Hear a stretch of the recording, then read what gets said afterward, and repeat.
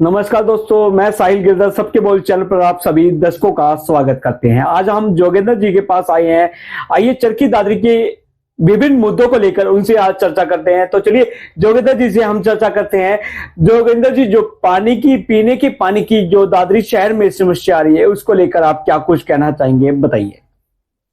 दादरी में पीने के पानी की इतनी बड़ी समस्या हो चुकी है। उसमें सबसे बड़ा कारण है जो सीवर का जो पानी है वो नहरों में डाल दिया जा रहा है, और वो पानी दूषित पानी है, वो वाटर वर्क्स के जरिए दादरी की कॉलोनियों में सप्लाई किया जाता है। वो इतना दूषित पानी है, वो पूछो मत, आप बीमारियों का घर है ये। तो इसके निकास के लिए क्या होना चाहिए जोगेंद्र जी, इसके बारे में बताएं। इसके तो निकास के लिए तो देखो, ड्रेन नंबर 8 की ये बोल रहे थे, ड्रेन नंबर 8 में डालेंगे, वो इतनी लंबाई पड़गी, उसका कोई समाधान नहीं है। इसे तो अच्छा समाधान ये है, ये सीवर के जरिए पानी को कहीं बड़ा तालाब बना के नजदीक से वहां इसको ट्रीटमेंट करके और समाधान, और इससे अलग कोई समाधान नहीं है। ऐसे ही गंदी जो निकासी है ऐसे ही चलती रही तो कहीं ना कहीं बीमारियां जो फैलने का है वो खतरा बन जाएगा। कहीं ना कहीं दादरी के जो वासी हैं वो बीमार हो जाएंगे। तो इसका क्या कुछ समाधान हो सकता है? दादरी में तो ये सरकार तो है ना, ये तो मतलब फेल हो चुकी है, इससे कोई काम होने वाला नहीं है। दादरी की समस्या तो कांग्रेस की सरकार आने के बाद हल हो सकती है। पानी की जो पीने का पानी है, इस सरकार के बस की बात नहीं है।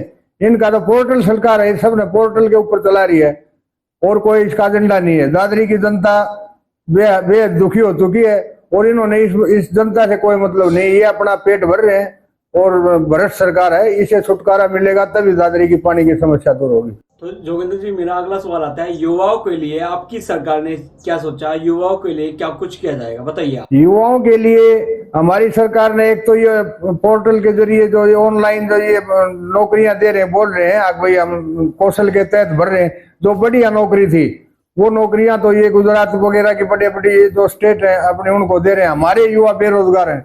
डी ग्रुप की नौकरी है, और क्या नाम है, कलरकी वगैरह की नौकरी इसमें कह रहे हैं जो हमने वो पर्ची खर्ची खत्म कर दी। मैं इसका सबूत दे सकता हूँ, कोई पर्ची खर्ची खत्म नहीं हुई। आज भी भ्रष्ट सरकार है। इतना मतलब 4-4, 5-5 लाख रुपए दे के बच्चे अपना ये छोटी सत्र की नौकरियां प्राप्त कर, उसके लिए भी दर दर की ठोकरें खा रहे हैं। हमारी सरकार आएगी, ये पोर्टल सब बंद होंगे, निष्पक्ष नौकरियां मिलेंगी, और वरीयता के हिसाब से, मेरिट के हिसाब से हमारी पार्टी की सरकार आएगी। चौधरी भूपेंद्र सिंह हुड्डा सीएम होंगे, और युवाओं को नौकरियां मिलेंगी।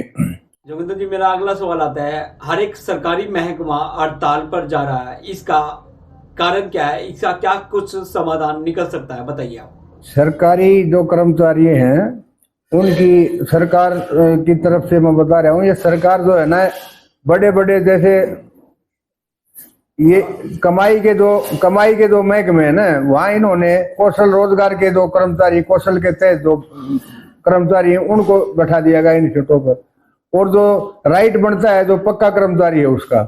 सरकार ये जो पॉलिसी लेके आई है कौशल वाली, देखो ये न्याय संगत नहीं है कर्मचारियों के साथ, इसलिए कर्मचारी बार बार हड़ताल पर जा रहे हैं।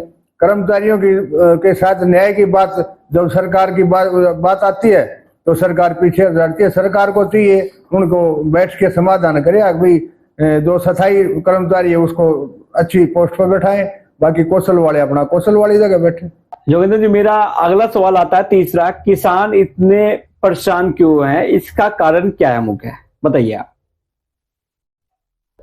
2024 में ना 2014 में जब बीजेपी की सरकार आई, बीजेपी की सरकार ने किसानों को एक बहुत बड़ा वादा किया था। सरकार ने किसानों के साथ जो वादे किए थे उनसे सरकार बिल्कुल पीछे हट चुकी है, और आज हालात ये हैं किसान के, और उसको फसल के औने पौने दामों में बेचा जा रहा है। हमारी सरकार से गुजारिश है वो भाई अच्छी तरह से जो पहले सिस्टम होता था कांग्रेस के टाइम में, पटवारियों द्वारा उसका मतलब इसका जमीन का सर्वे किया जाए नुकसान का, और उसके हिसाब से सरकार किसानों को मुआवजा दे। ये हमारी मांग है सरकार से। पोर्टल जो वगैरह से, जैसे अब किसानों के साथ सबसे बड़ा धोखा है, वो इन्होंने एक कंपनी को, बीमा कंपनियों को, प्राइवेट कंपनियों को दे दिया। वो बीमा कंपनियां है ना, वो इतना मतलब फ्रॉड है, क्या पूछोगे आप। वो बीमा किसान का पहले से काट लेते हैं और वो बीमा, वो मुआवजा पूरा मिलता ही नहीं किसान को। जोगिंदर जी, दादरी की चंद मिनटों की बारिश में ही जलमग्न हो जाती है, इससे दुकानदारों का काफी ज्यादा नुकसान हो जाता है, इसका उपाय बताएं आप जोगिंदर जी। दादरी में सीवर का जो सिस्टम है वो बिल्कुल खत्म हो चुका है, सभी सीवर हटे पड़े हैं। और दादरी में हालात ऐसे हैं, हर दुकानदार, कोई सरकारी ऑफिस देख लो, दुकान देख लो, कोई मतलब डीसी निवास तक है ना पानी में लबालब भरे हैं। ये सीवर की व्यवस्था है दादरी में बिल्कुल जर्जर हो चुकी है। इसका स्थायी समाधान है, दोबारा से नई पाइपलाइन डलवाई जाए और इसको सुचारू रूप से काम शुरू किया जाए। ये इसके बगैर पुरानी जो सीवर लाइन है ये तो बिल्कुल ही डैमेज हो चुकी है। तो जोगिंदर जी, इसका समाधान बताएं, कैसे इसका निजात। इसकी जिम्मेवार सरकार है, इसकी जिम्मेवार सरकार है। इसने मास्टर प्लान के तहत कार्य करना चाहिए था। दादरी की आबादी के अनुसार ये पीछे का जो मास्टर प्लान है उसी के ऊपर काम कर रहे हैं। आज दादरी की आबादी लगभग 1.5 लाख के करीब आबादी है और ये जिस टाइम सीवर लाइन डली थी उस टाइम दादरी की आबादी 25,000 की थी कुल। वही सिस्टम चले आ रहा है, तो ऐसे काम नहीं चलेगा। ये तो मास्टर प्लान बन के दादरी की मतलब सीवर व्यवस्था है ना ये दुरुस्त की जाए, नहीं तो दादरी में तो बहुत बुरा हाल है। और ये आने वाली सरकार में हमें दिख रहा है, आने वाली सरकार ही इसके बारे में सोचेगी। ये सरकार तो सोचने वाली नहीं, ये सरकार तो गई समझो, अभी 6 महीने की मेहमान है। ये सरकार नहीं कर पाएगी कुछ काम। जोगिंदर जी, मेरा अगला सवाल आता है आपसे, 2024 में कांग्रेस को मौका दिया जाए तो दादरी के लिए क्या कुछ पैकेज निकाला गया है, बताइए इसका। देखो, दादरी में सरकार बनेगी कांग्रेस की, इसमें तो कोई किंतु परंतु नहीं है।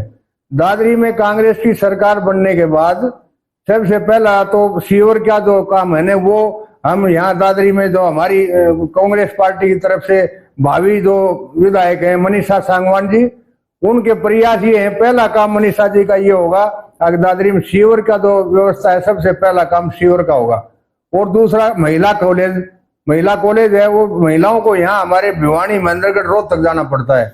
हमारी मतलब इस दादरी हल्के की लगभग 2.5 लाख की आबादी है, वो महिलाएं बेचारी दुखी होकर इधर उधर भाग रही है। पहला काम होगा दादरी में एक महिला कॉलेज बने, बड़ा महिला कॉलेज बने। और तीसरी बात है, किसान का तो पहले से ही हमने सोच रखा है, किसान की आमदनी तो दोगुनी कांग्रेस के आने के बाद। पहले भी हम टाइम के ऊपर खरीदारी किया करते थे, एमएसपी के ऊपर हमने पहले खरीदारी की है, एमएसपी के ऊपर खरीदारी की और हमने रेगुलर 12 महीने लगातार खरीदारी होती थी। अब क्या ये 10 दिन खरीदते हैं, पोर्टल बंद कर देते हैं। और क्या नाम है आपके, ये जो ये हमारी जो सीसीआई की एक जमीन है 400 एकड़ की, यहाँ पुरानी सीसीआई फैक्ट्री है, वो उसमें हमारा प्रयास रहेगा सरकार से क्योंकि यहाँ एक बड़ी इंडस्ट्रीज लगे, रोजगार उपलब्ध होगा। तो यहाँ दादरी में बड़ी इंडस्ट्रीज होगी तो रोजगार उपलब्ध होगा, हमारी दादरी की समस्या अपने आप